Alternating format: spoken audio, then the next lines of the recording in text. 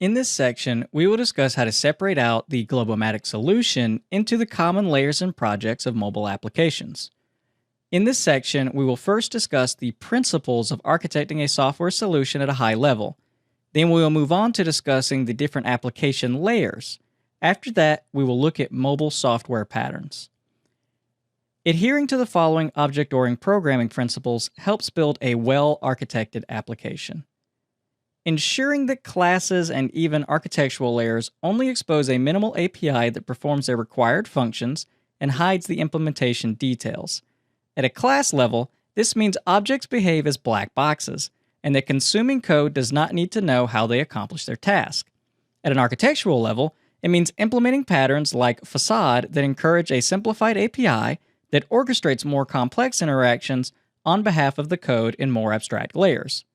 This means that the UI code, for example, should only be responsible for displaying screens and accepting user input, and never interacting with the database directly. Similarly, the data access code should only read and write to the database, but never interact directly with buttons or labels. Ensure that each component, both at architectural and class level, has a clear and well-defined purpose. Each component should perform only its defined task and expose that functionality via an API that is accessible to other classes that need to use it.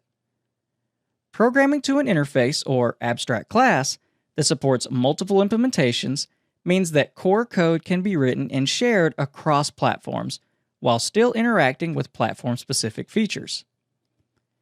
Let's talk about 6 common application layers.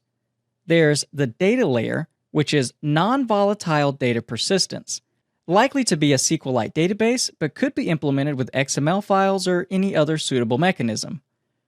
The data access layer, which is a wrapper around the data layer that provides create, read, update, delete, or CRUD access to the database without exposing implementation details to the caller. For example, the DAO may contain SQL statements to query or update the data, but the referencing code would not need to know this. There's the business layer, or sometimes called the business logic layer, or BLL. It contains business entity definitions, the model, and business logic.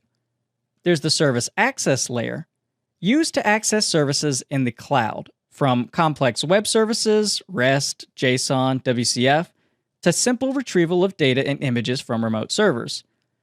It encapsulates the network behavior and provides a simple API to be consumed by the application and UI layers. There's the application layer, which is code that is typically platform-specific, not generally shared across platforms, or code that is specific to the application, not generally reusable. A good test of whether to place code in the application layer versus the UI layer is to determine whether the class has any actual display controls or whether it could be shared between multiple screens or devices. Finally, there's the user interface layer. The user interface layer is the user-facing layer that contains screens, widgets, and the controls that manage them. An application may not necessarily contain all layers.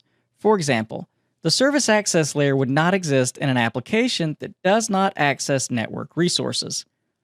A very simple application might merge the data layer and the data access layer because the operations are extremely basic.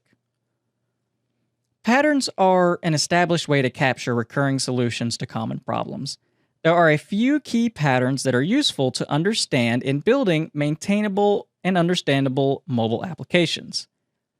There's Model View View Model, or MVVM. The Model View View Model pattern is popular with frameworks that support data binding, such as Xamarin Forms. It was popularized by XAML-enabled SDKs like Windows Presentation Foundation and the long-lost Silverlight, where the view model acts as a go-between between the data model and the user interface view via data bindings and commands.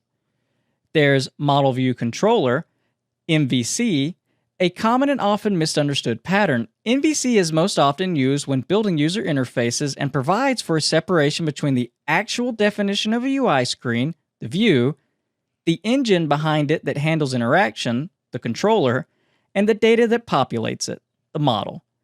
The model is actually a completely optional piece, and therefore the core understanding of this pattern lies in the view and controller. MVC is a popular approach for iOS applications, and most .NET developers know of it through ASP.NET MVC. Business Facade, aka the Manager pattern, provides a simplified point of entry for complex work. For example, in a task tracking application, you might have a Task Manager class with methods such as getAllTask, getTaskById, SaveTask, and more. The Task Manager class provides a facade to the inner workings of actually saving and retrieving of task objects. There's the Singleton pattern, which provides for a way in which only a single instance of a particular object can exist. For example, when using SQLite in mobile applications, you only ever want one instance of the database. Using the Singleton pattern is a simple way to ensure this. There is the Provider pattern, a pattern coined by Microsoft, arguably similar to strategy or basic dependency injection, to encourage code reuse across Silverlight, WPF, and WinForms applications. Share code can be written against an interface or an abstract class, and platform-specific concrete implementations are written and passed in when the code is used. There's the async pattern, and it's not to be confused with the async keyword. The async pattern is used when long-running work needs to be executed without holding up the UI or current processing. In its simplest form, the async pattern describes that long-running tasks should be kicked off in another thread, or similar thread abstraction such as a task, while the current thread continues to process and listens for a response from the background process, and then updates the UI when data and/or state is returned. In the next section, we will demo creating some of the different layers in our Xamarin Forms application.